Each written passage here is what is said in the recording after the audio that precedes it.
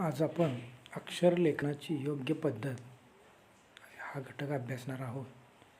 खऱ्या अर्थानं इयत्ता पहिलीच्या वर्गामध्ये प्रवेश घेतल्यानंतर अनेक विद्यार्थ्यांना अक्षर लेखनाच्या विविध अडचणी येतात. जर आपलं अक्षर सुंदर असावं तर त्यासाठी अक्षर सुंदर असले पाहिजे. त्यासाठी लेखनाची योग्य पद्धत आपल्याला माहीत असणं फार गरजेचं आहे. तर पहिलीमध्ये जात असताना अक्षर लेखन कशा पद्धतीनं करावे, त्यासाठी जो पहिलीच्या पहिल्या टप्प्यातील जो पहिला गट आहे तो गट या ठिकाणी आपण अभ्यासणार आहोत. त्यामध्ये विविध अक्षर आहेत, तर त्यातली कचे अक्षर लेखन कसे करावे याचा आपण अभ्यास करणार आहोत. बघा, क लिहित असताना पहिला वाटी, उभी रेष आणि मग दुसरी वाटी आणि डोक्यावरती रेष.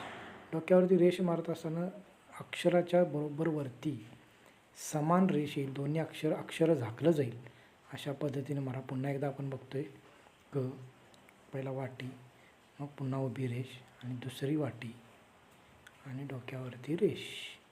अशा पद्धतीनं कचं लेखन हे अचूक पद्धतीनं केलं जातं. यानंतर दुसरं अक्षर आहे ते म्हणजे म.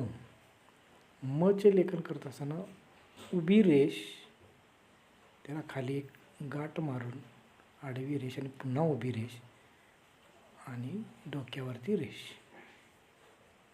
या बघा ठिकाणी पुन्हा एकदा आपण पाहत आहोत म कशा पद्धतीनं काढलं जातं.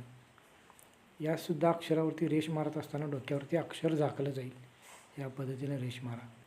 यानंतर पुढचं अक्षर आहे जे अनेक विद्यार्थ्यांना पहिलीच्या लेखन करत असताना खूप प्रॉब्लेम येतात, ल. तर या ठिकाणी बघा, ल काढत असताना वाटी, तिरकी रेष, पुन्हा उभी रेष आणि पुन्हा अक्षर झाकलं जाईल अशा पद्धतीनं रेष. पुन्हा एकदा आपण बघूया, वाटी छोटी, त्यानंतर त्याला एक तिरकी रेष आणि परत उभी रेष मारून डोक्यावरती अक्षर झाकलं जाईल अशा पद्धतीनं रेष. आणि यानंतर चौथा गटातला अक्षर आहे ते अ. तर अ काढत असताना दोन वाट्या एकमेकांना जोडल्या जातात. अशा पद्धतीनं हे अ काढलं जातं. या स्ट्रोककडं लक्ष देणं फार महत्त्वाचं असतं.